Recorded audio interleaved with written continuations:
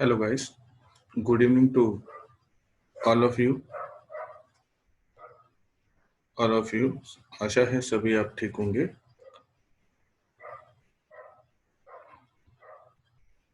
तो आज हम स्टार्ट करेंगे corporate tax planning and management का new topic, tax considerations in relation to capital structure decisions. अभी तक हमने किया है कि किस तरह से डिविडेंड का ट्रीटमेंट करते हैं, डीडीटी का ट्रीटमेंट कैसे होता है, inter corporate dividend, bonus shares का ट्रीटमेंट। अब कैपिटल स्ट्रक्चर डिसीजन में टैक्स प्लानिंग किस तरह से करते हैं वो देखेंगे। तो this will be the learning objectives here. ये हम सीखेंगे इसके अंदर कि कैपिटल स्ट्रक्चर क्या होता है, कौन कौन से सोर्सेज हैं कैपिटल स्ट्रक्चर फ्रेम करने के। हम सीखेंगे कि क्या क्या टैक्स कंसिडरेशंस आपको देखने हैं जब आप कैपिटल स्ट्रक्चर प्लानिंग करते हैं, और केस स्टडीज अपनी कॉन्सेप्ट को ज्यादा क्लियर करने के लिए हम केस स्टडीज देखेंगे। तो ये हम देखते हैं कि कैपिटल स्ट्रक्चर कॉन्सेप्ट क्या है। ये आप देखिए कि कैपिटल स्ट्रक्चर बेसिकली क्या है, ये हमने पढ़ा भी अपने फाइनेंशियल मैनेजमेंट में कि capital structure means proportion of each source of finance, कि जहां से आप बिजनेस की फाइनेंसिंग करते हैं। कैपिटलाइजेशन का मतलब total finance required, like 10 lakh से मुझे बिजनेस फाइनेंस करना है तो वो आएंगे कहाँ से। तो it consist of long term securities of finance. India में जो हम कॉन्सेप्ट यूज करते हैं वो लॉन्ग टर्म सिक्योरिटीज यूज करते हैं, फॉरेन में दोनों के लिए यूज होता है, short term and long term. India में फाइनेंशियल स्ट्रक्चर यूज होता है शॉर्ट एंड लॉन्ग टर्म के लिए। तो long term securities of finance हम इसमें क्या करेंगे, इंक्लूड करेंगे।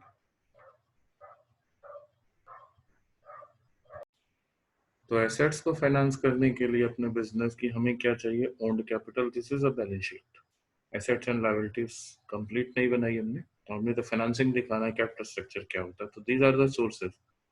Owned capital in the form of equity and preference share capital, reserves and surplus stand for plowing back of profits or reinvestment of earnings. Borrowed capital in the form of loans, debenture, public deposit, etc. All are long-term sources. तो जिससे आप business finance करते हैं वो हमारा capital structure होता है। तो हम इसमें ये चीजें इंक्लूड करेंगे, ये हमारे सोर्सेज हैं। तो this is meaning and sources of finance क्या क्या होंगे। तो ये कैपिटल स्ट्रक्चर देखो इस तरह से हम बना सकते हैं। फर्स्ट ऑल्टरनेटिव में हमने देखा कि हमने दो सोर्सेज जो है यूज किए हैं। तो फर्स्ट ऑल्टरनेटिव में हमारे दो सोर्सेज हमने यूज किए, equity capital and reserves and surplus. Second alternative में हमने चारों सोर्सेज को यूज किया। थर्ड ऑल्टरनेटिव में भी हमने मिक्सचर, सिर्फ अमाउंट फिगर चेंज कर दी, बाकी सेम ही है। देखो 70 लाख 70 लाख 70 लाख। तो कोई भी स्ट्रक्चर आप यूज कर सकते हैं, कोई भी ऑल्टरनेटिव आप यूज कर सकते हैं अपने बिजनेस को फाइनेंस करने के लिए। बट हमारा जो कैपिटल स्ट्रक्चर है वो ऑप्टिमम या एप्रोप्रिएट कैपिटल स्ट्रक्चर होना चाहिए। तो बहुत सारे फैक्टर्स हमारे कैपिटल स्ट्रक्चर को अफेक्ट करते हैं, बट मोस्ट इंपॉर्टेंट फैक्टर जो है वो पीसीआर। थ्री फैक्टर अफेक्ट करते हैं, देखो नेक्स्ट स्लाइड में देखते हैं। तो one is cost of capital, second is risk, third is P. P means profitability, means value of the firm, और wealth of the shareholders. अगर हम फर्म के पॉइंट ऑफ व्यू से बात करें तो जो भी market value of the shares है that is called value of the firm, और शेयर होल्डर के पॉइंट ऑफ व्यू से क्या है, वेल्थ ऑफ शेयर होल्डर्स। क्योंकि हमारा जो superior objective of financial management है that is to maximise the wealth of the shareholders. तो इंपॉर्टेंट हमारे ये थ्री फैक्टर्स हैं कि कॉस्ट ऑफ कैपिटल, नीचे मैंने नक्शल में दिया है कि अगर आप कॉस्ट ऑफ कैपिटल को रिड्यूस करेंगे, रिस्क को मिनिमाइज करेंगे, क्योंकि टोटली एलिमिनेट तो नहीं कर सकते हैं बट मिनिमाइज कर सकते हैं हम अपने रिस्क को, तो आपकी प्रॉफिटेबिलिटी क्या हो जाएगी, इंक्रीज हो जाएगी। तो this will be OCA stand for optimal या ऑप्टिमम कैपिटल स्ट्रक्चर। तो ये थ्री कंसिडरेशंस हमने देखने हैं, तो यही हम पढ़ेंगे। तो क्लियर हो गया कि कौन कौन से फैक्टर्स आपको कंसीडर करने हैं ऑप्टिमम कैपिटल स्ट्रक्चर बनाने के लिए। अब देखते हैं टैक्स कंसिडरेशन कौन कौन से। हमें तीन बातों का ध्यान देने की जरूरत है टैक्स में। तो cost of capital, flotation cost, flotation में प्रिलिमिनरी एक्सपेंसेस, पीई ब्रैकेट में लिखा प्रिलिमिनरी एक्सपेंसेस की cost of raising the capital, कि जब आप कैपिटल को रेज करते हैं तो शेयर इश्यू एक्सपेंसेस, जो भी प्रिलिमिनरी एक्सपेंसेस की पेमेंट करते हैं। रेट ऑफ टैक्स की कौन कौन सा रेट अप्लाई होगा वो देखते हैं। Let us see one by one. तो सबसे पहले हमने देखा कॉस्ट ऑफ कैपिटल का ट्रीटमेंट है। कि कॉस्ट ऑफ कैपिटल का मीन्स अगर लोन या डिबेंचर या पब्लिक डिपॉजिट्स की बात करें तो जिस रेट से इंटरेस्ट की पेमेंट कंपनी करती है अपने जो भी डिबेंचर होल्डर्स हैं या जहां से हमने बोरो किया है, बैंक हो सकते हैं। और इक्विटी और प्रेफरेंस शेयर से फाइनेंस किया बिजनेस तो उस पर हम क्या है डिविडेंड देते हैं। तो अगर इनका टैक्स ट्रीटमेंट देखें तो इंटरेस्ट पेड तो क्या 100% डिडक्टेबल है कि जब भी प्री टैक्स प्रॉफिट होते हैं टैक्स से पहले ही हम debit side of P and L में हम डाल देते हैं इंटरेस्ट ऑन लोन और इंटरेस्ट ऑन डिबेंचर्स, तो it is deductible as business expense. जबकि डिविडेंड क्या है आफ्टर टैक्स प्रॉफिट से जाता, इसलिए no deduction as business expense. जो टैक्स से पहले जाएगा वो क्या है बिजनेस एक्सपेंस है जिसको आपने माइनस किया पी एंड एल में डेबिट किया, तो डिविडेंड की कोई डिडक्शन अलाउड नहीं होती है। नेक्स्ट हम देखते हैं इनके इंपॉर्टेंट पॉइंट्स है कुछ इंटरेस्ट एंड डिविडेंड के, कि जब आप इंटरेस्ट, पहले हम इंटरेस्ट की बात करते हैं कि जब आपने लोन पे इंटरेस्ट की पेमेंट की है, अगर आपने लोन किसी पब्लिक फाइनेंशियल इंस्टीट्यूशन से लिया है like IDBI, ICICI, industrial development bank of India, industrial credit and investment corporation of India, इस तरह के जो भी आईएफसीआई है ये हमारे क्या है फाइनेंशियल इंस्टीट्यूशन है, या फिर स्टेट फाइनेंशियल कॉर्पोरेशन जैसे हरियाणा में हरियाणा फाइनेंशियल कॉर्पोरेशन, या फिर किसी शेड्यूल्ड बैंक से आपने लोन लिया, तो इनके इंटरेस्ट की पेमेंट आपको ड्यू डेट से पहले पहले करनी है। अगर ड्यू डेट के बाद करेंगे डिडक्शन नहीं मिलेगी इंटरेस्ट ऑन लोन की या जो भी आपने क्या इनसे बोरो किया। तो ड्यू डेट मैंने बता दिया कि अकाउंट्स अगर ऑडिट नहीं होते तो 31 जुलाई, अगर ऑडिट होते हैं तो 30 सितंबर होती है, और इंटरनेशनल ट्रांजैक्शंस के केस में जो है वो 30 नवंबर होती है।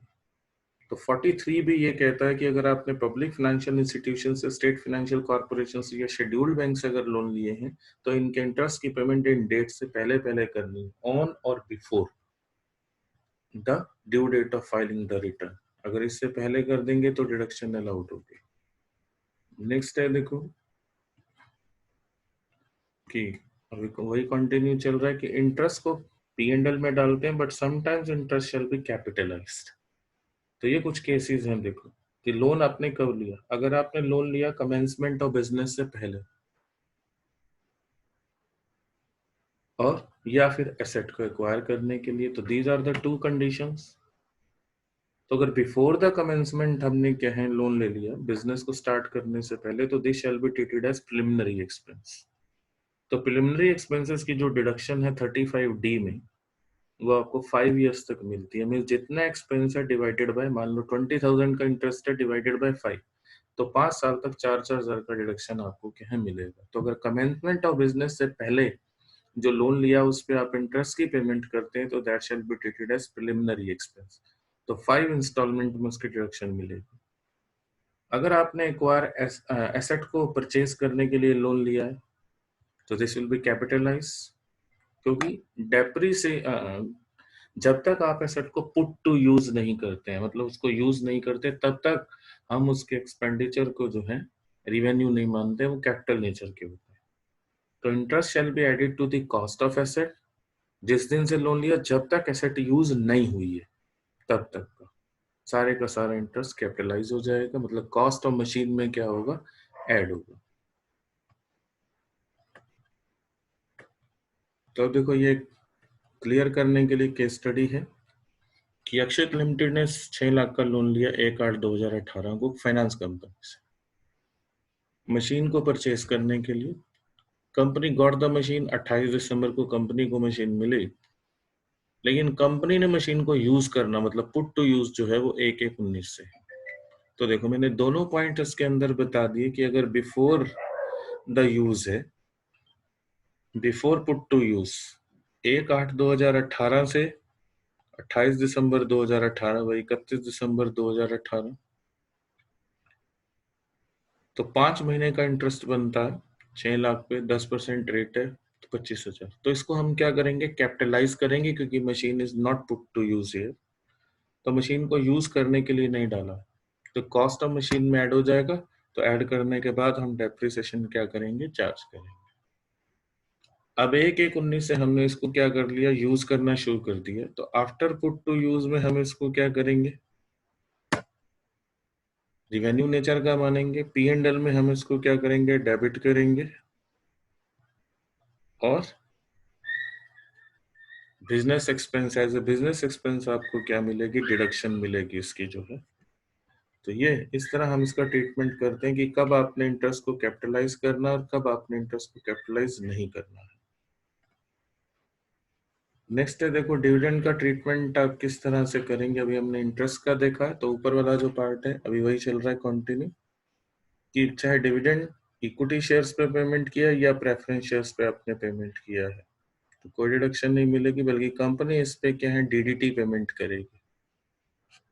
वो हमने डिस्कस कर लिया पहले।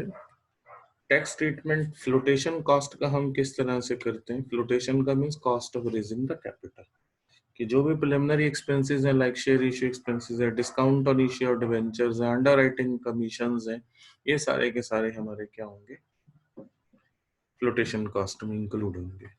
तो प्रिलिमिनरी एक्सपेंसेस का डिडक्शन देखो किस तरह से आपको मिलेगा 35D में, कि सबसे पहले जो हम फ्लोटेशन कॉस्ट जो है, जो आपके प्रिलिमिनरी एक्सपेंसेस अगर नॉन कॉर्पोरेट एंटिटी है तो टोटल प्रोजेक्ट की कॉस्ट का 5% से ज्यादा नहीं हो सकता, और अगर कंपनी है तो कैपिटल एम्प्लॉयड के 5% से ज्यादा नहीं हो सकता है। डिडक्शन आपको 5 इयर्स तक मिलेगी, वही 1/5 पीछे भी बताया। रेट ऑफ टैक्स कि डिविडेंड डिस्ट्रीब्यूशन टैक्स वो बता दिया 15% ग्रॉस डिविडेंड पे plus surcharge plus health and education cess, plus tax on companies income या net profit, regular income tax के प्रोविजन अगर वो मैट के अंडर आती है, विच एवर इज हाई, तो ये टैक्स देना पड़ेगा। तो ये टैक्स रेट अप्लाई होंगे। नेक्स्ट है कि टैक्स प्लानिंग अब किस तरह से करेंगे, वो टैक्स कंसिडरेशंस थे। तो डिसीजन रिगार्डिंग कि कब हमें डेट लेना चाहिए और कब नहीं लेना चाहिए। जब आपका एक्सपेक्टेड रेट ऑफ रिटर्न जो है कॉस्ट ऑफ डेट से एक्सीड करता है तो डेट यूज करो, क्योंकि debt is a cheaper source of finance. But ज्यादा debt, more and more debt is used कि हम फर्म अपनी लीवरेज कर रहे हैं, तो उससे रिस्क इंक्रीज होता, तो ये ध्यान रखना। तो उस केस में क्या होगा, जब आप रिस्क लेंगे तो equity share holder will demand for the compensation, but problem is that dividend is not deductible as business expense. तो जब आपका रेट ऑफ रिटर्न ग्रेटर रहता है कॉस्ट ऑफ डेट से, तो हम डेट यूज करेंगे। फेवरेबल फाइनेंशियल लीवरेज का मीन जब इक्विटी के साथ आप डेट्स को यूज करते हैं तो उसे ईपीएस इंक्रीज होगा, ईपीएस इंक्रीज होगा तो इक्विटी शेयर होल्डर की रिटर्न इंक्रीज हो जाएगी। मैंने बता दिया interest deductible as business expense. जब आपका रेट ऑफ रिटर्न जो है less than the cost of debt है तो नॉट टू यूज। तो लॉन्गर, दूसरा पॉइंट है लॉन्ग जेस्टेशन पीरियड। जेस्टेशन का मतलब ऐसे हम इसको एक हॉस्पिटल की टर्म है कि जब प्रेगनेंसी में हम लोग इसको यूज करते हैं कि कंसीव टू डेवलप, तो इसको हम समझ सकते हैं इस तरह से। नेक्स्ट डायग्राम से देखो समझते हैं कि जब आप बिजनेस में इन्वेस्ट करते हैं और जब आपका कमर्शियल प्रोडक्शन शुरू होता है, तो इसके बीच का जो पीरियड है, दिस टू एक्टिविटीज की investment is business and commercial production is being started, तो the time gap between these two activities is called gestation period. तो जितना लंबा जेस्टेशन पीरियड होगा, फिक्स्ड कॉस्ट हमारे लिए क्या होंगी, बर्डन होंगी। So in case of long gestation period it is not advisable to use the debt, क्योंकि फिक्स कॉस्ट बर्डन हो जाएंगे। क्योंकि अगर आप इंटरेस्ट ऑन लोन या डिबेंचर्स हैं, ये हमारा क्या है, चार्ज है, ये देना ही देना है, चाहे आपका क्या है लॉस भी क्यों ना हो। तो इसलिए लॉन्ग जेस्टेशन पीरियड के केस में डेट यूज नहीं करेंगे। तो नेक्स्ट हमारे पास है रिटेन्ड अर्निंग्स आप यूज कर सकते हैं। इसका बेनिफिट क्या है कि अगर आपके पास लार्ज रिजर्व्स अवेलेबल हैं बिजनेस में, उनको आप लो बैक कर सकते हैं, वापस बिजनेस में इन्वेस्ट कर सकते हैं, क्योंकि इनको रेज करने पे हमारे प्रिलिमिनरी एक्सपेंसेस, फ्लोटेशन कॉस्ट क्या होंगी, सेव होंगी। रिटेन्ड अर्निंग पे कोई डिविडेंड की पेमेंट नहीं करनी है तो डीडीटी सेव होगा। ट्रीटमेंट ऑफ फ्लोटेशन कॉस्ट आपको पीछे बता दिया कि 1/5 इसका डिडक्शन मिलेगा। क्वालिफाइंग अमाउंट आपको बताया इन case of non corporate entity 5% of cost of project, और कंपनी के केस में 5% ऑफ कैपिटल एम्प्लॉयड। तो जितना क्वालिफाइंग अमाउंट है 5 साल तक आपको डिडक्शन मिलेगा। नेक्स्ट है, इन कुछ केसेस में आपको टीडीएस डिडक्ट करना है कि अगर सिक्योरिटीज इशू हुई है कि हमने कोई डिबेंचर वगैरह इशू नहीं किए हैं, तो जो भी रेजिडेंट डिडक्टी है जिसको इंटरेस्ट की पेमेंट करनी है, तो कंपनी उस पर टीडीएस डिडक्ट करेगी। सिक्योरिटीज के अलावा आपने कोई भी डेट लिया है, तो जो भी जिसको आप पेमेंट कर रहे हैं रेजिडेंट को डिडक्टिव मीन जिसका हमने टीडीएस काटना है, जिसको आप पेमेंट कर रहे हैं, तो 194A वी आर डिडक्टर, जिसका कटा वो डिडक्टी या पे ही कह सकते हैं। सर्विस फी, जब आप लोन बोरो करते हैं तो कोई भी सर्विस चार्जेस अगर आप पेमेंट करते हैं तो that shall also be deductible as business expense. तो ये हमारा चैप्टर था कि कैपिटल स्ट्रक्चर के केस में आप कैसे टैक्स प्लानिंग करते हैं। तो अगले चैप्टर में मिलेंगे। Happy learning, stay with me at my channel, my Facebook page. Thank you, have a nice day.